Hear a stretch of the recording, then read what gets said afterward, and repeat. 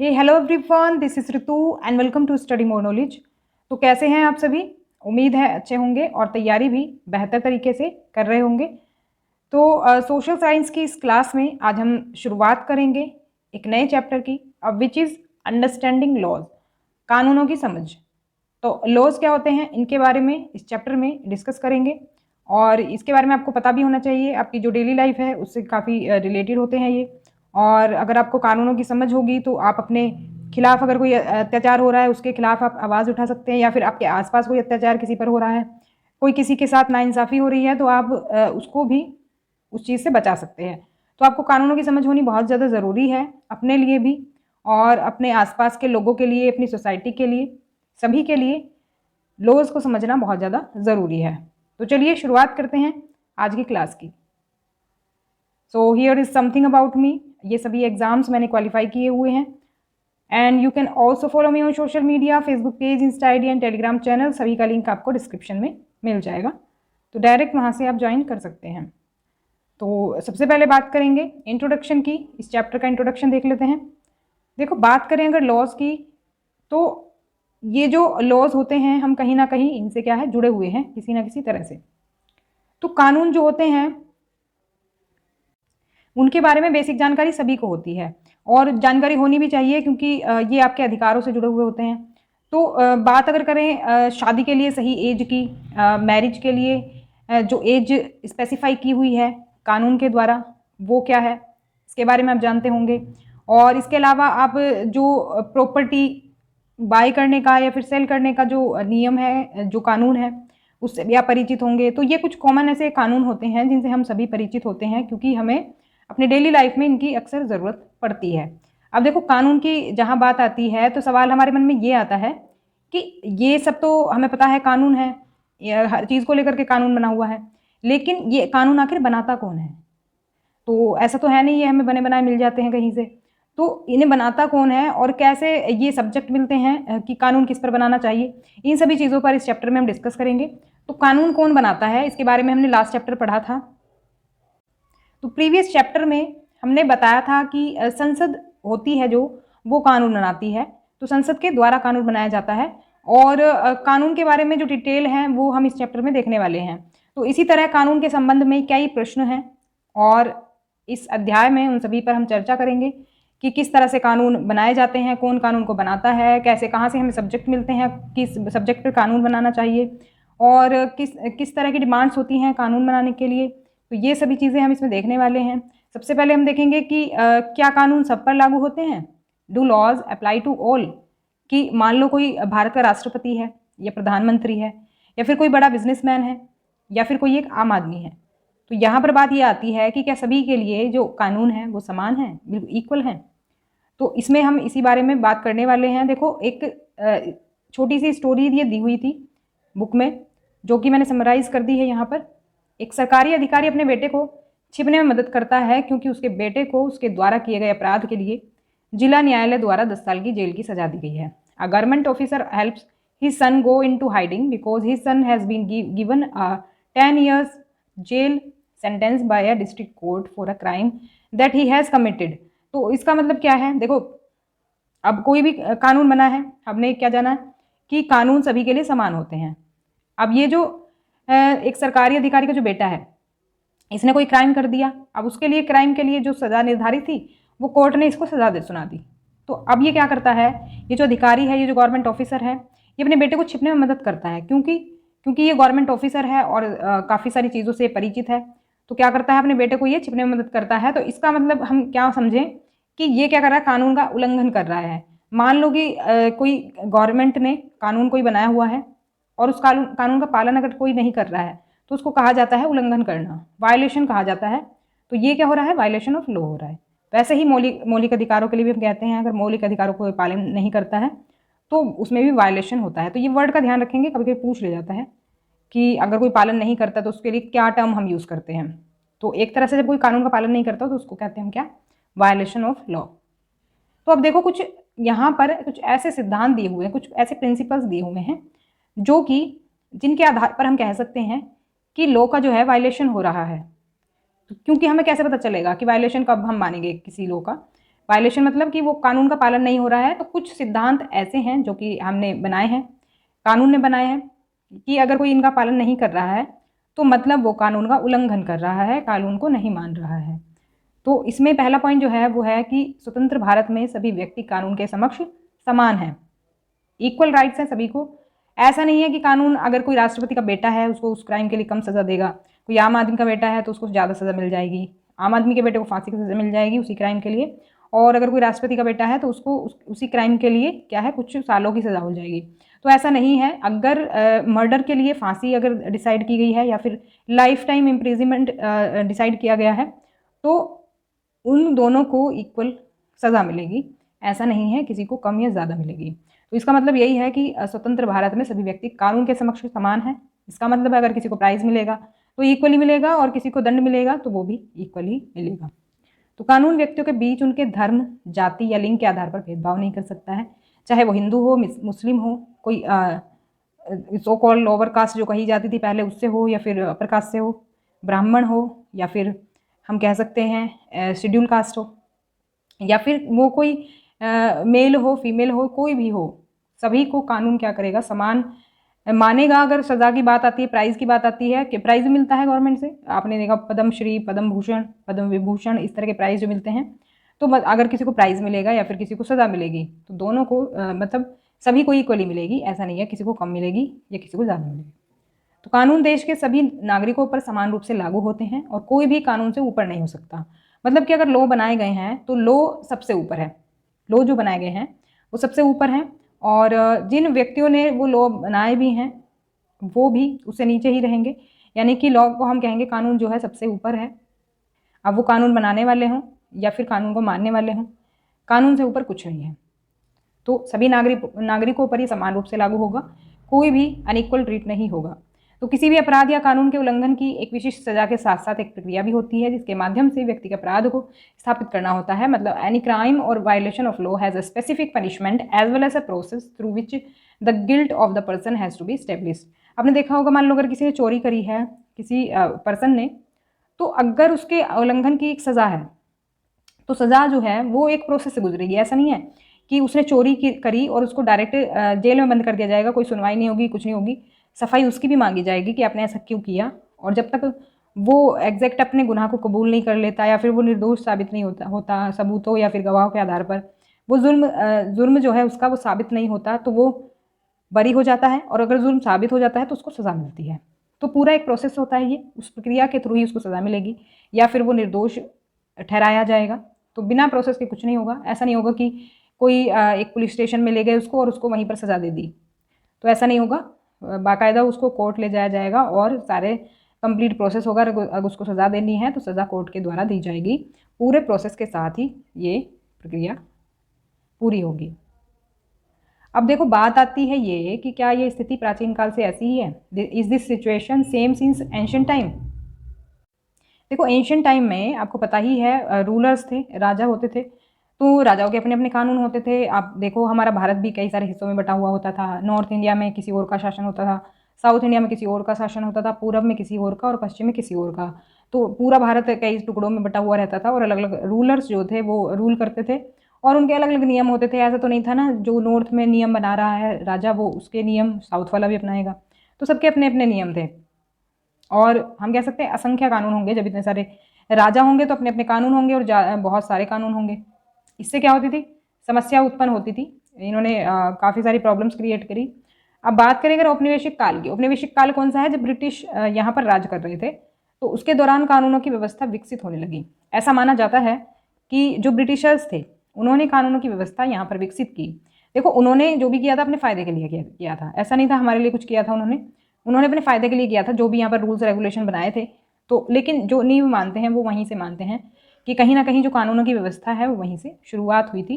तो ब्रिटिश उपनिवेशवाद भारत में कानूनों का शासन शुरू करने के लिए बनाया गया है। कहते हैं कि ब्रिटिश काल जो था वो वहीं से ही कानूनों की शुरुआत हुई। लेकिन देखो इसमें भी मतभेद हैं। इतिहासकारों ने इस दावे पर कई आधारों पर विरोध किया है। इतिहासकार इस बात को नहीं मानते हैं कि ब्रिटिशर्स ने ये परंपरा शुरू करी कानून बनाने की। तो इनका कहने का मतलब है देखो कानून जैसी कोई बात नहीं थी उस काल में, ब्रिटिश काल में।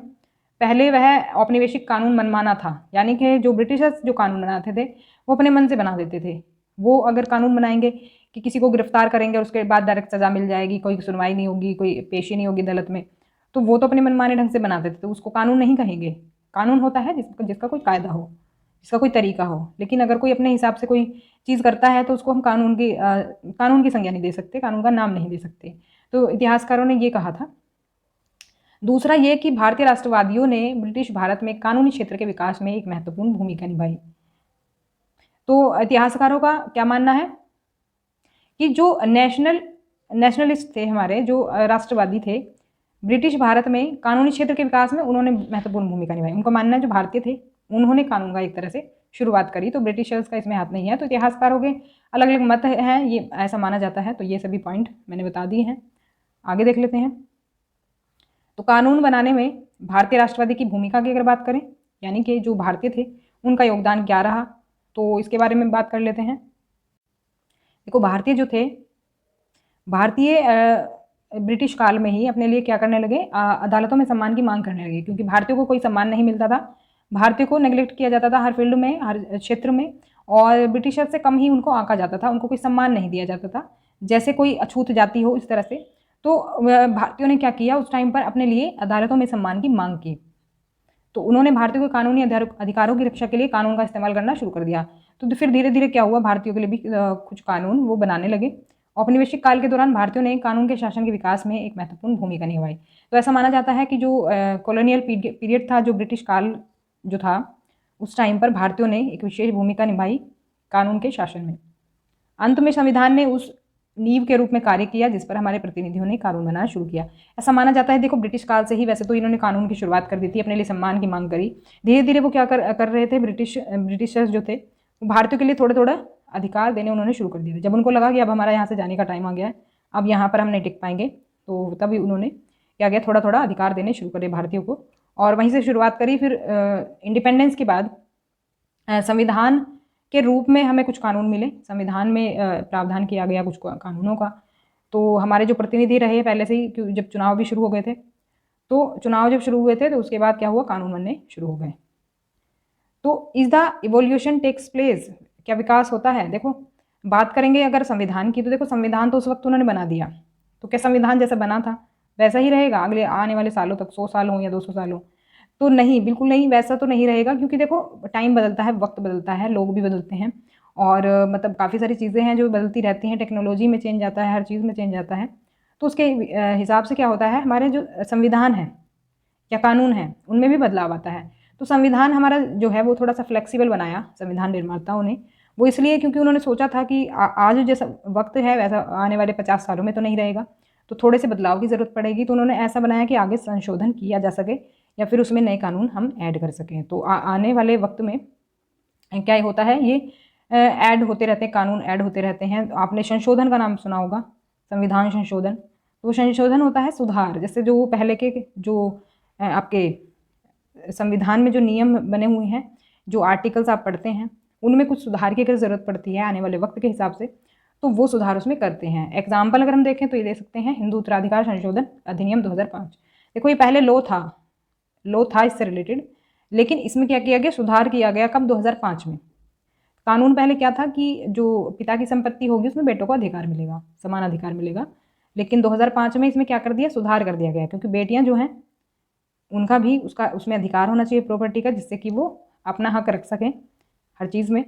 और अगर वो सेल्फ डिपेंडेंट नहीं है तो वो प्रॉपर्टी के थ्रू क्या है, अपना गुजर बसर कर सके। तो कई सारी चीज़ों को ध्यान में रख करके ये फैसला लिया गया कि बेटियों को भी प्रॉपर्टी में अधिकार मिलेगा। तो ये एक संशोधन छोटा सा किया गया इसमें 2005 में इस कानून में। तो इस तरह के जो अमेंडमेंट्स हैं वो होते रहते हैं संविधान में। और इसके अलावा अगर कोई नया कानून बनाने की ज़रूरत पड़ती है तो वो भी बनाते हैं, जैसे कि ट्रिपल तलाक पे कानून बना। अब आगे और थोड़ा इस पर चर्चा कर लेंगे, पहले वैसे मैं बता चुकी हूँ इसके बारे में। तो सस्टेनेबल डेवलपमेंट गोल्स आपके बुक में जगह जगह पर दिए हुए हैं। एक और गोल है हमारा, क्या, गोल नंबर 5 है ये, जेंडर इक्वेलिटी। जेंडर इक्वेलिटी का मतलब है कि जो लिंग है उसके आधार पर समानता होनी चाहिए सभी को। जो महिलाएं हैं उनको पुरुषों के बराबर अधिकार मिलना चाहिए। और भी जेंडर होते हैं, तीसरा जेंडर भी होता है। तो मतलब जेंडर इक्वेलिटी का मतलब सभी को समान अधिकार, कोई जेंडर के आधार पर इनइक्वालिटी नहीं होगी, किसी के साथ भेदभाव नहीं होगा, डिस्क्रिमिनेशन नहीं होगा। तो जेंडर जो इक्वालिटी है वो हमारे कानून में दी गई है और ये गोल भी रखा गया है कि इसको ग्राउंड लेवल पर भी अप्लाई किया जा सके। अब देख लेते हैं how do new laws come about, नए कानून किस तरह बनते हैं। तो लॉज के बारे में तो हमने बात कर ली कि जो कानून है वो किस तरह से आते हैं और किस तरह से प्रैक्टिस में बनते हैं। तो संसद की अहम भूमिका होती है कानून बनाने में, इसके बारे में हम जानते ही हैं। लेकिन संसद को कैसे पता चलता है कि कौन से कानून बनाने की ज़रूरत है? देखो, संसद का काम तो है कानून बनाने का, लेकिन संसद को संसद भवन में बैठे बैठे कैसे पता चलेगा? यानी कि जो हमारे सांसद हैं, जो हमारे प्रतिनिधि बन करके गए हैं, संसद में जो बैठते हैं, उनको कैसे पता चलेगा कि आखिर किस चीज़ की ज़रूरत है जनता को? क्योंकि जनता में एक एक लोग तो नहीं जा रहे हैं बताने के लिए। तो देखो, ऐसे कई सारे तरीके हैं जिनसे ऐसा पॉसिबल हो पाता है। There are many ways through which this takes place. तो कौन कौन से तरीके हैं? जैसे कि समाज में विभिन्न समूहों द्वारा उठाए गए मुद्दे, issues raised by different group of society. जैसे कि कोई कम्युनिटी है, जैसे कि मान लो शेड्यूल ट्राइब है, आदिवासी समूह हैं, उनको अगर कोई समस्या का सामना करना पड़ रहा है, जैसे वन अधिकार कानून आया था एक, वनों पर उनके अधिकार को लेकर के उस पर कानून बनाया गया क्योंकि आदिवासी को समस्या हो रही थी, क्योंकि वनों की कटाई हो रही है और जो आदिवासी वहाँ पर रहते हैं उनको वहाँ से हटा दिया जाता है। तो उसको लेकर के कानून बना कि आदिवासी अगर कोई 20 साल तक रह रहा है किसी जगह पर जंगल में, तो उसको वहाँ से हटाया नहीं जाएगा, उसका पूरा अधिकार होगा वहाँ पर, वहाँ से वो जड़ी बूटियाँ इकट्ठे कर सकता है और भी कई सारी चीज़ें वहाँ से ले सकता है, तो उसका अधिकार होगा। तो ऐसे बहुत से कानून बनाए जाते हैं। जो विभिन्न समूह हैं, समाज में कई सारे ग्रुप्स होते हैं, ऐसे डिफरेंट ग्रुप्स, जो कि अपने उठाए मुद्दे उनके होते हैं, उस पर क्या होता है, सरकार विचार करती है और उस पर कानून बनाती है उनके भले के लिए। इसके अलावा एक प्रोटेस्ट है प्रोसेस, जिसके थ्रू भी कानून बनवाए जा सकते हैं। जैसे कि कोई भी अगर किसी चीज़ का नियम का उल्लंघन होता है, या फिर हम कहें किसी को कोई समस्या है, मान लो महिलाओं को कोई समस्या है, जैसे कि आपने देखा होगा अक्सर रेप केसेस होते हैं, तो उसमें देखो निर्भया रेप केस एक हुआ था, उसमें क्या किया था, लोगों ने प्रोटेस्ट किया, सरकार से गुहार लगाई सज़ा के लिए कि उसके लिए सज़ा होनी चाहिए, एक स्ट्रिक्ट लॉ होना चाहिए। तो उसके बाद लॉ बदला गया, जो उसका जो रेप के जो कानून थे उसमें सुधार किया गया, तो उसके लिए अलग से लॉ बनाया गया, कई सारी चीज़ें और ऐड की गई उसमें। तो ऐसे भी प्रोटेस्ट करके क्या है ना, जनता अपनी डिमांड्स को पूरा करवाती है। तो उससे फिर क्या पता चलता है, सरकार को पता चलता है कि हाँ, जनता को इस चीज़ की ज़रूरत है और हमें इस चीज़ के लिए लॉ बनाने की ज़रूरत है। फिर बात आती है नागरिकों की आवाज़। तो वही है कि नागरिकों की जो आवाज़ है वो प्रोटेस्ट के थ्रू भी पहुंच सकती है, या फिर किसी और प्रोसेस से नागरिक अपने आवाज़ को सरकार तक पहुंचा सकते हैं, वो आंदोलन कर सकते हैं या फिर कैंपेन चला सकते हैं। तो कई सारी चीज़ें होती हैं जिसके थ्रू नागरिक अपनी बात को सरकार तक पहुंचा सकते हैं। इसके अलावा टीवी रिपोर्ट की भूमिका होती है, समाचार पत्रों के संपादकीय, तो न्यूज़पेपर एडिटोरियल्स जो आते हैं। तो टीवी रिपोर्ट जो है, टीवी रिपोर्ट जैसे कि मीडिया है, मीडिया जैसे कि न्यूज़ चैनल्स होते हैं, वो क्या है, वो भी काफ़ी सारी ऐसी खबरें होती हैं जो पहुंचा सकते हैं। लेकिन हालांकि आज मैं मानती हूँ कि मीडिया वैसा काम नहीं करती है जैसा कि उसे करना चाहिए, जो कि रिक्वायरमेंट है आज के टाइम की। तो वो यूज़लेस खबरों को ही दिखाते रहते हैं, यूज़फुल खबरें आजकल गायब भी हो गई हैं। तो आप जो यूज़फुल इन्फॉर्मेशन आपको चाहिए भी अगर करंट इश्यूज़ को लेकर के, वो आप करंट अफेयर्स में देखना होता है, यूट्यूब पर आपको वीडियोज़ देखने होते हैं, तो मीडिया से आपको कोई उम्मीद नहीं होती है, मतलब जो न्यूज़ चैनल्स हैं उनसे आपको उम्मीद नहीं होती है कि वो सही इन्फॉर्मेशन पहुंचाएंगे। तो हालांकि मीडिया का ये काम होता है कि जनता तक सही खबर पहुंचाए, जनता को जागरूक करे, सरकार के कामों से अवगत कराए कि सरकार क्या काम कर रही है, जबकि ये टोटली मिसिंग है आज के टाइम में। तो कई सारी चीज़ें हैं जिनसे कि मतलब कि सरकार तक ये चीज़ें पहुँचती हैं और सरकार फिर इन मुद्दों पर क्या करती है, नज़र डालती है और जो भी कानून बनाने की ज़रूरत होती है वो बनाती है। तो आइए समझते हैं कि घरेलू हिंसा के मुद्दे को संसद के ध्यान में कैसे लाया गया और इस मुद्दे को कानून बनने के लिए अपनाई गई प्रक्रिया। देखो, प्रक्रिया जो है ये मैंने डिटेल में यहाँ पर नहीं ली है, वही है, एक स्टोरी के थ्रू है। तो बाकी क्या है ना, घरेलू हिंसा में वही है कि जैसे कोई मान लो कोई इशू है, वो उसकी कंप्लेन कर दी, तो उससे रिलेटेड क्या अगर कोई सीरियस इशू होता है तो जनता उसके खिलाफ आवाज़ उठाती है और सरकार को फिर उस पर क्या करना होता है, एक्शन लेना होता है। तो वो किसी तरह से भी एक्शन ले सकती है, वो नया कानून बना सकती है या फिर उसमें कोई संशोधन कर सकती है। तो बात कर रहे हैं घरेलू हिंसा में जो कानून बना था वो किस तरह से बना था। तो देखो, दिसंबर 2002 में लोगों ने इसके लिए आवाज़ उठाई और दिसंबर 2002 में स्थायी समिति ने अपनी सिफारिशें राज्यसभा को प्रस्तुत की और इन्हें लोकसभा में पेश किया गया। तो समिति की रिपोर्ट ने महिला समूहों की अधिकांश मांगों को स्वीकार कर लिया। अब देखो, जो महिला समूह था, महिला समूह यानी कि मान लो एक महिला की तरफ से पूरा समूह ही आ जाता है किसी कानून की डिमांड के लिए या फिर अपने अधिकारों की रक्षा के लिए, तो पूरा ग्रुप मिलकर के काम करता है। तो मैं कहती हूँ जब ज़्यादा आवाज़ बुलंद हो जाती है, एक तरह से जब ज़्यादा लोग मिलकर आवाज़ उठाते किसी चीज़ के लिए, तो अंत में एक नया विधेयक 2005 में संसद में फिर से पेश किया गया। संसद के दोनों सदनों में पारित होने के बाद इसे राष्ट्रपति की सहमति के लिए भेजा गया था और फिर घरेलू हिंसा से महिलाओं को संरक्षण अधिनियम 2006 में लागू हुआ। तो घरेलू हिंसा से बचने के लिए कानून बना 2006 में। अगर किसी महिला पर घरेलू हिंसा होती है, घरेलू हिंसा से मतलब है कोई मारपीट, कोई गाली गलौज या फिर कोई मानसिक तनाव भी उसे दिया जाता है। कई तरह की चीज़ें होती हैं जो कि उसको टॉर्चर की जा सकती है, कई तरह से टॉर्चर किया जाता है उसको। तो उसके लिए ये कानून बनाया गया 2006 में। अगर कोई ऐसा करता है तो उसको क्या होगी, सख्त सज़ा मिलेगी। तो सज़ा देने का मतलब ये होता है कि जैसे कि अगर सज़ा हमने बना दी तो कुछ लोग इस डर से नहीं करेंगे ये चीज़। हालांकि रुकता तो नहीं है क्राइम, लेकिन फिर भी एक तरह से लोगों को डर रहता है, बहुत से लोग डर से नहीं करते हैं। तो ये कानून बन गया 2006 में। ये अक्सर पूछा जाता है इसका ईयर कि कौन से ईयर में ये कानून बना था। तो अब देख लेते हैं अनपॉपुलर एंड कंट्रोवर्शियल लॉज। इसका मतलब क्या है? देखो अब हमने ये तो देख लिया कि कानून कैसे बनते हैं, कैसे संसद तक आवाज़ पहुंचती है, संसद कैसे प्रोसेस को फॉलो करती है। लेकिन क्या सभी कानून जो है वो जनता मानती है, जनता के हित में होते हैं क्या सभी कानून? कुछ कानून ऐसे भी होते हैं जो जनता को पसंद नहीं आते, मतलब कि जनता को लगता है उसके अधिकारों का इसमें हनन हो रहा है इन कानून के थ्रू, तो उसके लिए जनता फिर विरोध करती है। तो उसमें हम कह सकते हैं कंट्रोवर्शियल भी होते हैं कुछ लॉज, कुछ अनपॉपुलर यानी कि लोगों को पसंद नहीं होते। तो बात करें अगर पार्लियामेंट की, तो देखो पार्लियामेंट से ही कोई भी लॉ पास होता है, पार्लियामेंट कानून को पास करती है।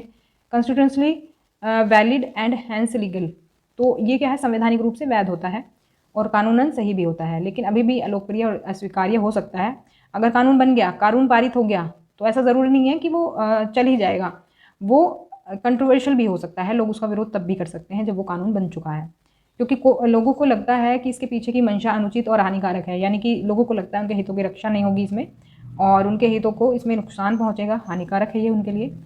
तो लोग इस कानून की आलोचना कर सकते हैं। उसके लिए क्या कर सकते हैं लोग? सार्वजनिक बैठकें कर सकते हैं, समाचार पत्रों में इसके बारे में लिख सकते हैं, आर्टिकल लिख सकते हैं इसके बारे में, एडिटोरियल लिख सकते हैं, टीवी समाचार चैनलों को रिपोर्ट कर सकते हैं। तो कई सारी स्टेप हैं जो कि पब्लिक फॉलो कर सकती है, फॉलो करके क्या कर सकती है, क्रिटिसाइज़ कर सकती है इन कानूनों को। तो ऐसा नहीं है कि कानून बन गया तो वो पत्थर की लकीर हो गई, उसको बदला नहीं जा सकता। फिर सरकार को भी झुकना पड़ता है, सरकार उसमें या तो फिर संशोधन करती है ज़रूरत के अनुसार, या तो फिर उसको वापस लेती है। तो नागरिकों की, इसलिए तो हम इसे लोकतंत्र कहते हैं, इसलिए तो डेमोक्रेसी है ये, कि अगर लोग संतुष्ट नहीं हैं किसी काम से तो लोग उसके लिए विरोध कर सकते हैं स्वतंत्र रूप से। तो नागरिक संसद द्वारा बनाए गए दमनकारी कानूनों को स्वीकार करने के लिए अपनी अनिच्छा व्यक्त कर सकते हैं। जैसा कि मैंने बताया कि अगर पसंद नहीं है नागरिकों को कानून, उनको लगता है उनके हितों के खिलाफ है, तो वो उसके विरोध कर सकते हैं और उसके लिए क्या कर सकते हैं, प्रोटेस्ट वगैरह कर सकते हैं। तो जब बड़ी संख्या में लोगों को लगने लगे कि कानून गलत पारित हो गया है, तो संसद पर इसे बदलने का दबाव होता है। तो ऐसे बहुत से कानून हैं जिनकी हम बात कर सकते हैं। इसमें एक एग्जाम्पल आता है हॉकिंग और स्ट्रीट वेंडिंग को अवैध बनाने वाले कानून। ये क्या है? हॉकिंग, आपने हॉकर्स देखे होंगे, जो ठेले वाले होते हैं ना, इनको हम हॉकर्स कहते हैं। तो हॉकर्स के लिए क्या कानून बनाया गया कि ये कहीं भी नहीं अपना जाएंगे, सामान नहीं बेचेंगे अपना, इधर उधर खड़े नहीं होंगे या फिर कहीं भी बिना परमिशन नहीं जा सकते। तो कुछ इस तरह के लो ला दिए सरकार ने। अब हुआ क्या कि एक तरह से देखो इसमें अगर हम कहें तो ये मौलिक अधिकार का हनन हुआ। कैसे मौलिक अधिकार का हनन हुआ? क्योंकि जो ये हॉकर्स हैं, जो ठेले वाले हैं, ऐसे बहुत सारे लोग हैं जो कि ठेले पर सामान बेच करके आजीविका चलाते हैं। हर कोई तो एजुकेटेड नहीं होता है जो ऑफिस में काम कर सकता है। तो ये क्या है, लोगों ने ये कहा कि हमारी तो ये रोजी रोटी है, रोजी रोटी है, इसी से हम अपनी आजीविका चलाते हैं। देखो जो आजीविका कमाने का अधिकार है ना, कुछ भी कमाकर खाने का अधिकार है, वो हमारा मौलिक अधिकार है, वो जीवन जीने के अधिकार में शामिल होता है। क्योंकि देखो जब हम खाएंगे नहीं तो जिएंगे कैसे? तो एक तरह से ये राइट टू लाइफ से हमारा रिलेटेड है, यानी कि मौलिक अधिकार से रिलेटेड है। तो जो देखो कॉन्स्टिट्यूशन में हमें अधिकार मिले हुए हैं, उनके आधार पर, उनको आधार बना करके हम किसी भी कानून का विरोध कर सकते हैं। तो इस कानून का विरोध भी कुछ इसी तरह से हुआ, क्योंकि आजीविका कमाना एक मौलिक अधिकार के कैटेगरी में आएगा, क्योंकि जीवन जीने का अधिकार जो है वो मौलिक अधिकार है। जैसे कि तवा मत्स्य केंद्र जो संगठन था, उसमें हुआ था, उनकी भी आजीविका छीन ली थी सरकार ने, तो फिर उनको वो वापस देना पड़ा अधिकार। वैसे ही इसमें हुआ, इसमें ये कानून बना दिया कि ठेले वाले कहीं भी नहीं आ जा सकते हैं परमिशन के बिना, और इनको भगा दिया जाता था, पुलिस वाले कहीं से भी भगा देते थे इनको। लेकिन फिर ये वापस कानून लेना पड़ा। फिर इसके बाद प्रावधान क्या हुआ? प्रावधान इसमें ये हुआ कि इनको एक फिक्स प्लेस दिया जाएगा, होकर्स को, वहाँ पर ये सामान बेच सकते हैं। इसका मतलब इसको एक हम कह सकते हैं आजीविका के अधिकार के रूप में मान्यता दे दी गई गवर्नमेंट के द्वारा। तो अगर नागरिकों को कोई कानून पसंद नहीं तो इस तरह से वो विरोध करके अपना अधिकार मांग सकती है। तो ये तो अच्छी बात हो गई। बाकी लोग अलोकप्रिय और विवादास्पद कानून का विरोध कैसे करते हैं? How do people protest against the unpopular and controversial laws? तो देखो, हमें ये ध्यान रखने की आवश्यकता है कि नागरिकों के रूप में हमारी भूमिका हमारे निर्वाचित प्रतिनिधियों के साथ समाप्त नहीं होती। जैसा कि हम पहले भी पढ़ चुके हैं, क्योंकि हमारी पूरी पॉलिटी इसी पर बेस्ड है कि जो ये लोकतंत्र है, डेमोक्रेसी है, ये जनता का शासन क्यों कहा जाता है? क्योंकि जनता अपने प्रतिनिधि चुन करके ये संसद में भेजती है, और संसद में उन प्रतिनिधियों का काम क्या है? हमारे भले के लिए कानून बनाना। अब वो अगर हमारे भला ही नहीं सोचेंगे तो फिर उनकी ज़रूरत क्या है हमें? तो इसीलिए ये कहा गया है कि देखो, सिर्फ हमारा वोटिंग के बाद ही हमारा काम ख़त्म नहीं होता है, हमारा काम चलता रहता है, कंटिन्यूसली चलता रहता है हमारा काम। अगर गवर्नमेंट कुछ किसी नियम का उल्लंघन करती है, किसी कानून का उल्लंघन करती है, हमारे अधिकारों का हनन करती है, तो हम उसका विरोध कर सकते हैं। यदि आवश्यक हो तो उनकी कार्रवाई की आलोचना हम कर सकते हैं, हम सवाल उठा सकते हैं, वी कैन रेज क्वेश्चंस, हम उनके काम पर क्वेश्चंस कर सकते हैं कि आपने ऐसा क्यों किया, ये किस तरह से हमारे हित में है। तो ये लोगों की सीमा, भागीदारी, उत्साह है जो संसद को अपने प्रतिनिधियों को कार्यों को ठीक से करने में मदद करता है। अगर हम विरोध नहीं करेंगे तो वो तो जैसा उन्हें ठीक लग रहा है वो ऐसा काम करते रहेंगे, लेकिन अगर हम बताएंगे नहीं कि हमारे लिए क्या सही है क्या गलत है, तो उनको भी कैसे पता चलेगा? वो अपने हिसाब से कानून बनाएंगे, लेकिन अगर हमें वो सूटेबल नहीं लग रहा है, हमें वो सही नहीं लग रहा है, तो हम इसको विरोध करना चाहिए। उनको भी तो तभी पता चलेगा कि हमें उससे प्रॉब्लम हो रही है। तो इसलिए कहा जाता है, किसी भी फील्ड के लिए मैं कह रही हूँ, जब तक हम प्रॉब्लम किसी को नहीं बताएंगे तो उसमें वो सामने वाला हमारी हेल्प नहीं कर पाएगा। तो वैसे ही गवर्नमेंट के साथ भी है। गवर्नमेंट तक जब करेक्ट सिचुएशन नहीं पहुँचेगी, एग्जैक्ट क्या सिचुएशन है, तो गवर्नमेंट भी उस पर एक्शन नहीं ले पाएगी। अब लास्ट में एक बार रिकॉल कर लेते हैं रोजा पार्क्स की कहानी। तो ये रोजा पार्क्स की कहानी हम पहले भी पढ़ चुके हैं, क्लास 7 में हमने पढ़ी थी। तो इसमें देखो, भारतीय राष्ट्रवादियों ने अंग्रेजों द्वारा लागू किए गए मनमाने और दमनकारी कानूनों का विरोध और आलोचना की। तो जैसा कि हमने कई सारी स्टोरीज के थ्रू समझ लिया है, जैसे होकर्स ने विरोध किया, तो कई सारे ये होकर्स का तो खैर अभी आज़ादी के बाद का है, इसमें बात हो रही है। जैसे अंग्रेजों ने बहुत से कानून ऐसे बनाए थे जिसका भारतीयों ने विरोध किया था, बहुत से ऐसे कानून थे। तो इसी तरह इतिहास में हमें ऐसे लोगों के और समुदायों के कई उदाहरण प्रदान करता है। इतिहास हमें ऐसे उदाहरण प्रदान करता है जिन्होंने अन्यायपूर्ण कानूनों को समाप्त करने के लिए संघर्ष किया है। तो बहुत सी ऐसी स्टोरीज़ हैं। एक रोजा पार्क्स की स्टोरी जो कि हमने पढ़ी थी, इसने भी विरोध किया। अफ्रीकी अमेरिकी महिला थी ये, तो इन्होंने 1955 में एक गोरे व्यक्ति को बस में अपनी सीट छोड़ने से इनकार कर दिया। वहाँ पर क्या होता था कि काले व्यक्ति को सीट छोड़नी पड़ती थी किसी गोरे के लिए, तो इन्होंने मना कर दिया। तो ये अलगाव, वह अलगाव के कानून का विरोध कर रही थी। तो उन्होंने विरोध किया कि हमें इस कानून से आपत्ति है, क्यों हमें समान अधिकार नहीं, क्या हम ह्यूमन बींग नहीं हैं? तो जिसमें गोरों और अफ्रीकी अमेरिकियों के बीच सड़कों सहित सभी सार्वजनिक स्थानों को विभाजित किया गया था, सभी पब्लिक प्लेसेस पर भी उनके साथ भेदभाव होता था।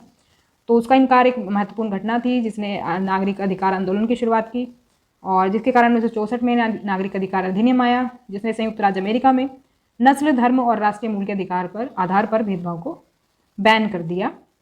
तो ये स्टोरी हम पहले भी पढ़ चुके हैं, डिटेल में आप पिछली क्लासेस में देख सकते हैं। तो वीडियो पसंद आई हो तो लाइक करें, शेयर करें और सब्सक्राइब कर लें चैनल को। If you have any doubt please ask me in comment section. मिलते हैं नेक्स्ट क्लास में, तब तक के लिए stay connected and keep watching study more knowledge. Thanks for watching.